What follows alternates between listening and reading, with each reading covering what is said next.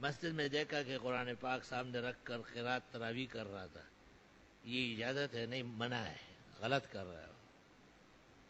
نماز میں جب قرآن میں دیکھ لیں گے تو نامناسب ہوگا، اور حنفیہ کے نزدیک نماز فاسد ہو جاتی ہے. اللہ انور شاہ اور احسن کو اور آپ کے تمام گھر والوں کو صحت تندرستی عطا فرمائے، آمین. جزاکم اللہ خیرہ.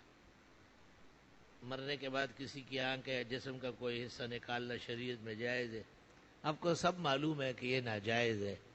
علماء نے وضاحت کی ہے کہ انسان اپنے اعضاء کا مالک نہیں ہے، لہٰذا اسے ڈونیٹ کرنا بھی ناجائز ہے.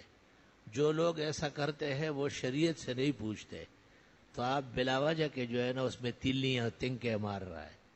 علماء نے اپنی جگہ پوری وضاحت فرمائی. ہاں، آپ کے سوال جواب کا یہ فائدہ ہے کہ اور مسلمانوں کو مسئلہ معلوم ہو جائے. امام اور جنازہ مسجد سے باہر ہو، باقی نمازی مسجد کے اندر ہو. علامہ شامی نے اس میں گنجائش پیدا کی ہے. ان کے علاوہ پورا مذہب حنفی علی الکراہیت علی الاطلاق ہے. فتاوی عالمگیری میں ہے سواء کان المیت خارج المسجد والقوم فی المسجد او المیت و بعض الخلق خارج المسجد واکثرهم فی المسجد او المیت و اکثر الناس خارج المسجد و بعضهم فی المسجد والکراہت مطلقا. ہر حال میں کراہیت موجود ہے. جب لوگوں کے کچھ لوگ بھی مسجد میں کھڑے ہو تب بھی گناہگار ہو. اصل میں ابو داؤد اور ترمذی شریف میں حدیث ہے، من صلی علی المیت فی المسجد فلا شیء له. جس نے مسجد میں کھڑے ہو کر جنازہ پڑھا اسے کوئی اجر نہیں ملے گا. تو جب اجر نہیں مل رہا ہے تو جنازہ کیا ہوا؟ میری 2 جوان بیٹیاں ہیں، ان کے سر پر بال نہیں آتے، صرف رواں آتا ہے. میں بہت پریشان ہوں، کافی علاج بھی کروایا لیکن بال نہیں آتے. آپ سے گزارش ہے کہ آپ مجھے کسی پڑھنے کے بتا، اللہ سے دعا مانگیں. یزید کون ہے؟ وہ انسان تھا، اس کے ہماری فکر میں کیا اہمیت ہے؟ کوئی نہیں. اسے کافر کہنا کافروں کا طریقہ ہے. بس دغه زور ختم شو. الحمدللہ رب العالمین.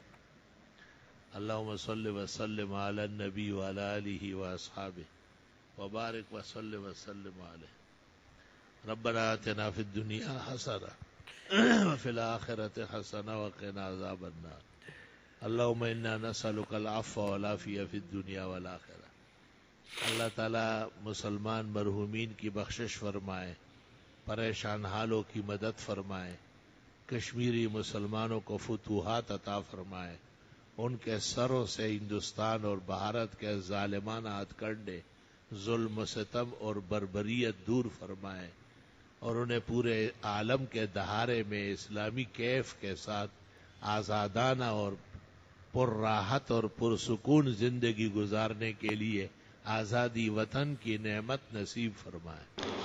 مزید اسی طرح کی دینی و علمی اور معلوماتی ویڈیوز کے لیے ہمارے چینل کو سبسکرائب کریں اور بیل آئیکن کو پریس کر دیں تاکہ ہماری نئی آنے والی نوٹیفیکیشن آپ کو سب سے پہلے مل جائے.